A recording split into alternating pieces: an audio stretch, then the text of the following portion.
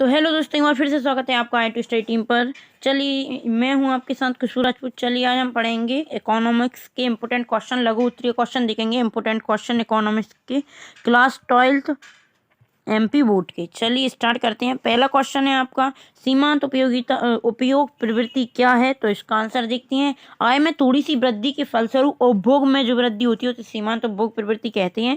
इसके बाद अगर आप जी भी कर सकते हो, आय के परिवर्तन के कारण उपभोग में परिवर्तन के अनुपात को सीमांत उपभोग प्रवृत्ति कहते हैं। मतलब आय में जो परिवर्तन होती है उसके कारण अपने उपभोग में जो परिवर्तन आता है उसको सीमांत उपयोग प्रवृत्ति कहते हैं। तो चलिए इसका सेकंड क्वेश्चन देखते हैं। सेकंड है, सीमांत बचत प्रवृत्ति क्या कहते हैं? दोस्तों, जो आपके क्वेश्चन प्रश्न बैंक मॉडल पेपर और प्री बोर्ड पेपर तीनों में आए हैं। दो क्वेश्चन बहुत इंपॉर्टेंट क्वेश्चन है, आपको जो करना है। एक शब्द में भी आ जाते हैं, जाति वाले ज़्यादा बड़े नहीं है, लघु में भी नहीं, जाति के क्वेश्चन हैं 2-3 आगे के लघु के करेंगे। वैसे हम लघु के भी हैं, पर ये बहुत इंपॉर्टेंट क्वेश्चन है आपके प्रश्न बैंक में। प्रश्न बैंक क्वेश्चन बैंक होती है, उसमें आपके जो आए हैं क्वेश्चन बैंक में, मॉडल पेपर में और प्री बोर्ड पेपर में, तीनों में जी क्वेश्चन दोनों आपको मिलेंगे। तो सीमांत बचत प्रवृत्ति क्या होती है? तो इसमें पहले अपन ने पढ़ी थी सीमांत उपयोग प्रवृत्ति, अब जैसे सीमांत बचत प्रवृत्ति। तो आय में परिवर्तन के कारण बचत में परिवर्तन के अनुपात को सीमांत बचत प्रवृत्ति कहते हैं। तो चलिए दोस्तों आगे बढ़ते हैं। आपको जो मैं आज क्वेश्चन बता रही हूँ बहुत इंपॉर्टेंट क्वेश्चन है। क्लास 12th इकोनॉमिक्स में बहुत सारे बच्चे होते हैं जो इकोनॉमिक्स के क्वेश्चन उन्हें याद नहीं होती है। इकोनॉमिक्स राजनीति और इतिहास में तो उनके अच्छे नंबर आ जाते हैं, पर इकोनॉमिक्स में उनके अच्छे नंबर नहीं आ पाते। तो इसलिए मैंने इंपॉर्टेंट क्वेश्चन लाई हूँ आपके लिए। तो चलिए देखते हैं। थर्ड क्वेश्चन है आपका, बाजार अर्थव्यवस्था किसे कहते हैं? जी भी बहुत इंपॉर्टेंट क्वेश्चन है आपका, पूछ लेते हैं। ऐसे भी 2 नंबर के क्वेश्चन में आ जाता है आपका। तो चलिए इसका आंसर देखते हैं। व्यष्टि अर्थशास्त्र अर्थव्यवस्था की वह शाखा है जो अर्थव्यवस्था के छोटे भागों एवं व्यक्तिगत आर्थिक इकाइयों जैसे एक उपभोक्ता, एक उत्पादन, एक परिवार या एक फर्म के उपयोग से अधिक होता है। जी सॉरी, बाजार अर्थव्यवस्था नहीं है जी, व्यक्तिगत अर्थव्यवस्था है। व्यष्टि अर्थशास्त्र का उत्तर है जी आप। व्यष्टि अर्थशास्त्र किसे कहते हैं? तो उसका है जी बाजार अर्थव्यवस्था नहीं है, व्यष्टि अर्थशास्त्र जी। व्यष्टि अर्थशास्त्र किस कहते हैं? तो व्यष्टि अर्थशास्त्र अर्थव्यवस्था की वह शाखा है जो अर्थव्यवस्था के छोटे भागों एवं व्यक्तिगत आर्थिक इकाइयों जैसी एक उपभोक्ता, एक उत्पादन, एक परिवार, एक फर्म या एक एक उद्योग आदि का आर्थिक अध्ययन करती है, व्यष्टि अर्थशास्त्र कहलाती है। तो चलिए आगे बढ़ते हैं दोस्तों। उपयोगिता का क्या अर्थ है? तो उपयोगिता का जो अपना 4th क्वेश्चन है। अर्थशास्त्र में उपयोगिता शब्द का अभिप्राय किसी पदार्थ के उपभोग से मिलने वाली संतुष्टि से होता है। उपयोगिता अपन को किस चीज़ की होती है? जो अपन को मतलब उपयोग में यूज होती है, उपयोगिता कहलाती है, जो चीज़ अपन उपयोग करते हैं। तो अर्थशास्त्र में उपयोगिता का अभिप्राय किसी पदार्थ के उपभोग से मिलने वाली, उपभोग मतलब अपन ग्रहण करते हैं, उससे मिलने वाली संतुष्टि होती है वो अपन उपयोगिता। अपन किसी चीज़ को अपन उसको उपभोग मतलब उसको ग्रहण करेंगे तो अपनी संतुष्टि मिल जाएगी, तो वो होता है अर्थात उपयोगिता किसी वस्तु की वह शक्ति है जो किसी व्यक्ति को आवश्यकता को पूरा करती है। तो मतलब उपयोगिता वह चीज़ होती है जो व्यक्ति की आवश्यकताओं को पूर्ति करती है। तो चलिए दोस्तों अगला क्वेश्चन देखते हैं। आपका अगला है जी भी आपका जीरा परफेक्ट कंपटीशन मतलब पूर्ण अर्थव्यवस्था क्या है? इसका क्वेश्चन नहीं दिख रहा। पूर्ण अर्थव्यवस्था क्या है? इसका आंसर है जी, पूर्ण अर्थव्यवस्था क्या है? तो पूर्ण प्रतियोगिता क्या है? पूर्ण प्रतियोगिता से अभिप्राय बाजार की ऐसी स्थिति से है जिसमें किसी वस्तु विशेष के अनेक क्रेता और विक्रेता उस वस्तु का क्रय विक्रय स्वतंत्रता पूर्वक करते हैं तथा कोई एक क्रेता अथवा विक्रेता किसी के मूल्य को प्रभावित करने के असमर्थ रहता है। मतलब पूर्ण प्रतियोगिता है। मान लो बाजार में किसी भी चीज़ की बहुत सारी शॉप हैंगी, कपड़े की दुकान को लेके चलो अपन, अगर कपड़े की फॉर्म देखें अपन, कपड़े की दुकान, तो एक मार्केट में बहुत सारी कपड़े की दुकान होती है। तो पूर्ण प्रतियोगिता है, मतलब बहुत प्रतियोगिता लगी रहती है उनमें। तो कोई भी मतलब ऐसा नहीं कि अपनी मर्जी से उसका दाम बताकर वो उसको बेच देगा, क्योंकि पूर्ण प्रतियोगिता है। अगर अपन उनसे बोल सकते हैं अगर जी ज़्यादा महंगा दे रहा है हम आपसे नहीं लेंगे और किसी से ले लेंगे। तो वह पूर्ण प्रतियोगिता में यही होता है कि उसकी लिमिट रहती है, एक वस्तु की दाम पर ही बेचा जाता है, उसको ज़्यादा ना कम ना ज़्यादा, मीडियम पे ही बेचा जाता है, मीडियम दाम पर। क्योंकि अगर उसमें अपन को ज़्यादा बताया तो दुकानों की थोड़ी ना कमी है, पूर्ण प्रतियोगिता है यहाँ पे, तो अपन दूसरी फर्म में से भी जाकर ले सकते हैं। इसलिए मतलब एक क्रेता या विक्रेता उस वस्तु का क्रय विक्रय स्वतंत्रता पूर्वक करते हैं तथा कोई एक क्रेता तथा विक्रेता वस्तुओं के मूल्य को प्रभावित नहीं करने में असमर्थ रहता है। मतलब वो ये नहीं चाहते, एक अधिकार नहीं कि वो उसकी दुकान पर अपन को लेना ही पड़ेगा क्योंकि अपन को दूसरी दुकान नहीं मिलेगी, तो यहाँ पे पूर्ण प्रतियोगिता होती है, तो अपन कहीं से भी ले सकते हैं। तो चलिए, बाजार मूल्य से आपका क्या अभिप्राय है? तो जी बाजार मूल्य का क्वेश्चन है जी, बाजार मूल्य से क्या तात्पर्य है? बाजार मूल्य एक अल्पकालीन मूल्य होता है। ये किसी समय मांग और पूर्ति के अस्थायी संतुलन द्वारा निर्धारित होता है।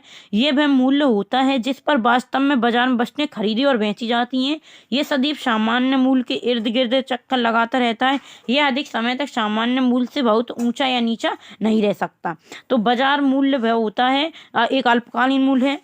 ये किसी समय में मांग और पूर्ति के अस्थायी संतुलन द्वारा निर्धारित होता है। ये वह मूल्य है जिस पर वास्तव में वस्तुएं खरीदी और बेची जाती हैं। ये मतलब ये सदैव सामान्य मूल्य के इर्द गिर्द रहता है। तो ये मतलब ज़्यादा ना बढ़ता ना घटता, ये मीडियम में थोड़ा ऊपर नीचे हो जाता है पर ज़्यादा नहीं होता। चलिए अगला क्वेश्चन देखते हैं दोस्तों। अगर अभी तक आपने आई टू स्टडी टीम को सब्सक्राइब नहीं किया तो चैनल को सब्सक्राइब जरूर कर लें और बेल आइकन प्रेस कर लें ताकि हम जो वीडियो डालें उसका नोटिफिकेशन आपको मिल जाए।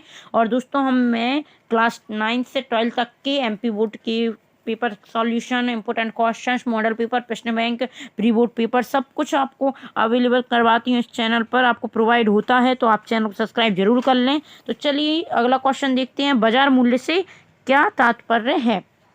बाजार मूल्य से क्या तात्पर्य है जी? सॉरी ये हो चुका, डबल से आ गया। अल्पाधिकार क्या है? तो अल्पाधिकार क्या होता है तो इसकी देखते हैं। और इसका है अपन ना, अल्पाधिकार बाजार की कोई दो विशेषताएं। तो अपन अल्पाधिकार की जो विशेषताएं हैं, कुल विक्रेता और जो अकल से पूछ लेते हैं कुल विक्रेता किसे कहते हैं? तो अल्पाधिकार बाजार में विक्रेता फर्मों की संख्या कम होती है। थोड़ी सी विक्रेता होने के कारण बाजार में प्रत्येक फर्म अपनी एक अच्छी उपस्थिति रखता है। तो मतलब इसमें एकाधिकार होता है, विक्रेता फर्मों की संख्या मतलब एक अधिकार तो नहीं होता पर फर्में कम होती हैं, तो इसमें अच्छी स्थिति होती है, उपस्थिति होती है। गैर कीमत प्रतियोगिता, कीमत एक उत्पादन निर्धारण की नीतियों में विक्रेताओं के बीच पारस्पर थोड़े से विक्रेता होने के कारण बाजार में प्रत्येक फर्म अपनी एक अच्छी उपस्थिति रखता है। गैर कीमत प्रतियोगिता, कीमत एवं उत्पादन निर्धारण की नीतियों में विक्रेता के बीच पारस्पर निर्भरता रहती है। विज्ञापन एवं विक्रय लागतों के माध्यम की कीमत को कीमत युद्ध की स्थिति में रखा जाता है। कीमत दृढ़ता, अल्पाधिकार बाजार में प्राइस बार के डर से वस्तुओं की कीमत में स्थिरता रहती है।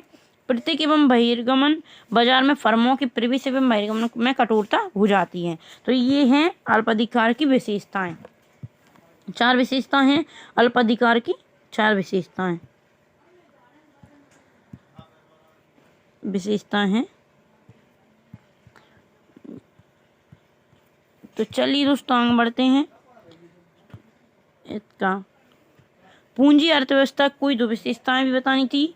और पूंजी अर्थव्यवस्था क्या होता है तो अपन पहले देख लें। पूंजी अर्थव्यवस्था से अभिप्राय एक ऐसी आर्थिक प्रणाली से है जिसमें उत्पत्ति के सभी साधन पर निजी व्यक्तियों का स्वामित्व व नियंत्रण होता है तथा आर्थिक क्रियाओं का संचालन निजी हित के बल लाभ प्रेरणा के उद्देश्य मिलता है। सरकार के आर्थिक कामकाज के प्रबंधन में किसी भी प्रकार का हस्तक्षेप नहीं होता। तो जैसा कि आप जानते हैं कि पूंजी अर्थव्यवस्था होती है मतलब जिसमें निजी व्यक्तियों का अधिकार होता है, निजी व्यक्तियों का स्वामित्व होता है, उनका ही नियंत्रण रहता है। निजी हित के लिए, निजी लाभ के उद्देश्य से ये किया जाता है। पूंजीवादी अर्थव्यवस्था लाभ के उद्देश्य होती है। सरकार के आर्थिक कामकाज इसमें मतलब हस्तक्षेप नहीं करती, सरकार पूंजी अर्थव्यवस्था में हस्तक्षेप नहीं करती। चलिए आगे देखते हैं। ये हैं पूंजी अर्थव्यवस्था की विशेषताएं। निजी संपत्ति, आर्थिक स्वतंत्रता, मुक्त बाजार। तो ये अगल से पूछ लेते हैं व्यक्तिगत लाभ क्या होता है। तो पूंजीगत अर्थव्यवस्था में व्यक्तिगत लाभ व्यापार के केंद्र से होता है। निजी संपत्ति क्या होता है तो उत्पादन के साधनों पर निजी स्वामित्व का आधार होता है। हर व्यक्ति को निजी संपत्ति रखने का भी अधिकार होता है पूंजीवादी अर्थव्यवस्था के अंतर्गत। आर्थिक स्वतंत्रता, आर्थिक फैसलों में स्वतंत्रता भी रहती है और व्यक्ति अपनी इच्छानुसार अपना व्यवसाय उद्योग करने के लिए स्वतंत्र होता है। इसमें सरकार अपना हस्तक्षेप नहीं करती। मुक्त बाजार क्या होता है? अर्थव्यवस्था पूरी तरह से बाजार प्रणाली पर निर्भर करती है। बाजार में मांग और आपूर्ति के अनुसार उत्पादन के दाम तय होते हैं। किसी भी प्रकार का सरकारी हस्तक्षेप नहीं होता। तो चलिए अगला देखते हैं, राष्ट्रीय आय का क्या अर्थ होता है? किसी देश की उत्पादन व्यवस्था से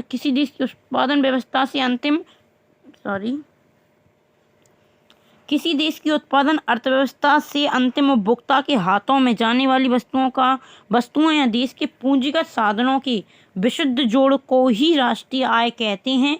किसी देश के नागरिकों का सकल घरेलू एवं विदेशी आउटपुट सकल राष्ट्रीय आय कहलाता है। तो ये आपकी राष्ट्रीय आय की परिभाषा थी। ये भी बहुत इंपॉर्टेंट क्वेश्चन है दोस्तों, ये पूछा जाता है। अब तक आपका कहीं 2 नंबर में नहीं, एक शब्द के उत्तर में पूछ लिया जाता है। किसी देश की जी है आपका जी मुद्रा का अर्थ। मुद्रा धन के उस रूप को कहते हैं जिसे दैनिक जीवन में क्रय और विक्रय की क्रियाएं होती हैं। मतलब मुद्रा क्या अर्थ होता है? मुद्रा क्या है, मनी का क्या अर्थ होता है? तो मुद्रा धन के उस रूप को कहते हैं जिससे दैनिक जीवन में क्रय और विक्रय की क्रियाएं होती हैं। तो इतना हो जाए कि आपका एक वाक्य में पूछ लिया जाता है। सरकारी बजट क्या होता है और इसके 2 उद्देश्य। तो सरकारी बजट आने वाले वित्तीय वर्ष के लिए सरकार की अनुमानित प्राप्तियां होती हैं। मतलब कितनी चीज़ पर क्या खर्च करना है, जीएसटी वगैरह जो लगाते हैं, तो वो सरकारी बजट रहता है। सरकारी बजट की कुछ चीज़ें। व्यापार संतुलन क्या होता? तो अगला क्वेश्चन है, व्यापार संतुलन किसे कहते हैं? तो ये रहा आपका व्यापार संतुलन। 2 या 2 से अधिक देशों के बीच किसी निश्चित समय में होने वाली आयात निर्यात के अंतर को व्यापार शेष या व्यापार संतुलन कहती हैं। तो यहाँ पर दोस्तों 2 होते हैं, एक व्यापार संतुलन, एक भुगतान संतुलन। तो व्यापार संतुलन 2 या 2 से अधिक देशों के बीच किसी निश्चित वर्ष में होने वाली आयात या निर्यात के अंतर को व्यापार शेष या व्यापार संतुलन कहते हैं। तो चलिए बढ़ते हैं आगे। और जी व्यक्तिगत इकाइयाँ क्या होती हैं? छोटे भागों का अध्ययन करना, कीमत सिद्धांत का विश्लेषण, पूर्णतः रोजगार की मान्यता। जी अगल भी पूछ लेते हैं तो आपका इनका अर्थ बता देते हैं। व्यक्तिगत इकाइयों का अध्ययन, व्यष्टि अर्थशास्त्र में व्यक्तिगत इकाइयों का अध्ययन किया जाता है। इसमें समूहों व सामूहिक क्रियाओं का अध्ययन नहीं किया जाता। व्यक्तिगत इकाइयों का अध्ययन पूछें कि व्यक्तिगत इकाइयों का अध्ययन किसे कहते हैं, क्या होता है, जो क्वेश्चन आ जाता है तो इसमें आपका मतलब वो व्यष्टि अर्थशास्त्र वाला ही क्वेश्चन लिखना है इसका। तो ये है दूसरा, छोटे भागों का अध्ययन। तो छोटे व्यष्टि अर्थशास्त्र में एक उद्योग, एक व्यापार आदि का अध्ययन किया जाता है, जो चूँकि एक उद्योग फर्मों का समूह होता है, किंतु ये अर्थव्यवस्था का छोटा भाग कहलाता है। अगर आप चाहें तो चारों को व्यष्टि अर्थशास्त्र की विशेषताएं हैं जी चारों, कीमत सिद्धांत का विश्लेषण, पूर्ण रोजगार मान्यता, तो व्यष्टि अर्थशास्त्र की विशेषताएं में भी आ जाता है। और अगल अगल भी पूछ लेते हैं, एक शब्द में पूछ लेते हैं, आपको 2 नंबर के क्वेश्चन में भी पूछ लिए जाते हैं। तो आप इनको याद कर लीजिए, 2-3 बार पढ़ोगे तो याद हो जाएंगे। बजट का महत्व, जी आप क्वेश्चन रहा बजट का महत्व। तो पहला पॉइंट है, केंद्रीय बजट महत्वपूर्ण है क्योंकि ये आमतौर पर लोगों और अर्थव्यवस्था को कई तरह से प्रभावित करता है। हर किसी भी बजट का सबसे दिलचस्प हिस्सा होता है कर व्यवसायों और व्यक्तियों के भाग्य पर निर्धारित करता है। करदाताओं की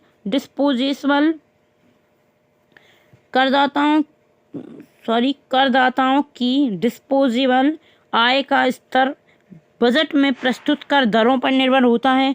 रक्षा, प्रशासन, बुनियादी ढांचे, शिक्षा और स्वास्थ्य देखभाल आदि जैसे विभिन्न मदों पर सरकारी खर्च नागरिकों के जीवन और समग्र अर्थव्यवस्था को प्रभावित करता है।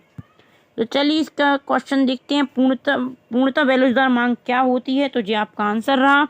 अब किसी वस्तु की मांग में कीमत में परिवर्तन की तुलना में कोई परिवर्तन नहीं आता, तब उसे पूर्णतः बेरोजगार मांग कहते हैं। जब किसी वस्तु की मांग में कीमत में परिवर्तन की तुलना में कोई परिवर्तन नहीं आता तो उसे पूर्णतः बेरोजगार मांग कहते हैं। ऐसे मुख्यतः दैनिक जरूरतों की वस्तुएं एवं दवाओं की मांग पर होता है। उनका मूल्य कितना भी हो वे जरूरी होती हैं, इसलिए खरीदनी पड़ती हैं। तो पूर्णतः बेरोजगार की वस्तुएं वे होती हैं, जैसे कि अपन मान लो नॉर्मली एक एग्जाम्पल ले लेते हैं, घर का नमक ले लेते हैं। चाहे वो कितना भी महंगा हो जाए, अपन की ज़रूरत है तो अपन को खरीदना पड़ेगा।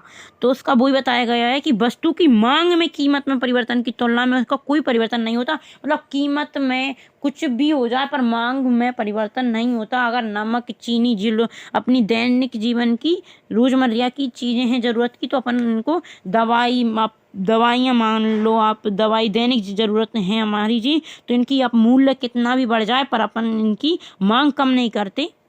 तो चलिए मांग में परिवर्तन नहीं आता।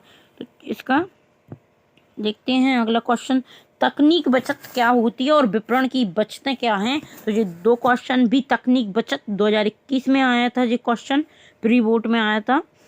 चलिए स्टार्ट करते हैं इसका। तकनीक बचत क्या होता है? उत्पादन तकनीक में सुधार करने पर जो बचतें प्राप्त होती हैं उन्हें तकनीक बचत कहते हैं। मतलब उत्पादन तकनीक में सुधार करने पर जो बचतें प्राप्त होती हैं उन्हें तकनीकी बचतें कहती हैं। आधुनिक मशीनें, बड़े आकार की मशीनें इत्यादि तकनीकें बचते हैं। ऐसी स्थिति में उत्पादन जब अधिक मात्रा में होता है तब प्रति इकाई लागत अधिक कम होती है। इसका कारण तकनीकी लागतों का अधिक इकाइयों पर फैलना है। इसका सीधा सा मतलब ये है कि तकनीकी बचतें हैं जो अपनी तकनीक की बचत, मतलब ऐसा अपन ने एक बार मान लो ट्रैक्टर या कोई मशीनें हैं जो हर बार मतलब ख़त्म नहीं होती एक बार यूज करने पर, तो उन्हें अपन अगली बार भी यूज कर लेते हैं। तो उत्पादन तकनीक में सुधार करने पर जो बचतें प्राप्त होती हैं उन्हें तकनीकी बचत कहते हैं। और आधुनिक मशीनें, बड़े आकार की मशीनें इत्यादि तकनीकी बचतें हैं। ऐसी स्थिति में उत्पादन जब अधिक मात्रा में होता है तब प्रति इकाई लागत कम होती है। तो चलिए इस तरह लागतें होती हैं जी जो यूज करने पर खत्म नहीं होती। तो विपणन की बचतें, जब फर्म अपने उत्पादन की मात्रा को बढ़ाता है तब उस अनुपात में विक्रय लागतें नहीं बढ़ती, जिससे प्रति इकाई लागत कम हो जाती है। यदि फर्म अपनी वस्तु का उत्पादन 2 गुना कर देता है तो उनको विक्रय लागतें जैसे विज्ञापन एवं प्रसार में वह 2 गुना नहीं होता। जरा प्रबंधकीय बचतें, उत्पादन की मात्रा को बढ़ाने पर प्रबंधन पर होने वाला व्यय क्रमशः कम हो जाता है। एक कुशल प्रबंधक अधिक मात्रा में उत्पादन का प्रबंधन अधिक कुशलता के साथ जितना कि थोड़े उत्पादन का। तो ये हो जाएगा आपका।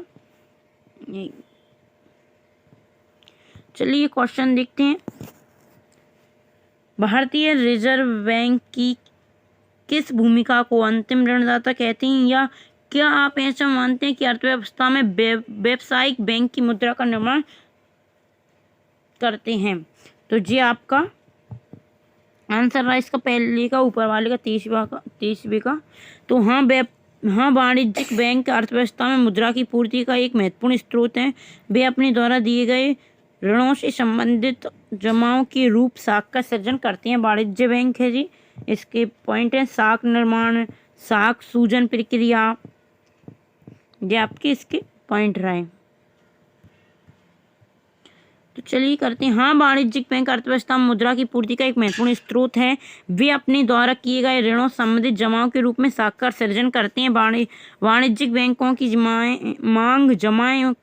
जमाएं उनके नकद कोषों से कई गुना अधिक होता है। साख निर्माण, साख सृजन व्यावसायिक बैंकों का सबसे महत्वपूर्ण कार्य है। साख के एक पक्ष को दूसरे पक्ष द्वारा एक निश्चित ब्याज की दर पर वित्त उपलब्ध कराने के रूप में परिभाषित किया जाता है। साख मुद्रा एक व्यावसायिक प्रणाली में महत्वपूर्ण भूमिका निभाती है। तो भूमिका साख सूजन प्रक्रिया, साख सृजन होगा शायद जी, साख सृजन प्रक्रिया। व्यावसायिक बैंकों में जमाकर्ताओं का चालू खाता होता है तथा वे चक्रों के द्वारा अपने दायित्व को वहन करते हैं। उन बैंकों के पास मांग जमा के विस्तार एवं संकुचन की शक्ति होती है। इन शक्तियों को साख सृजन या साख संकुचन कहते हैं। इसको साख संकुचन भी कहते हैं।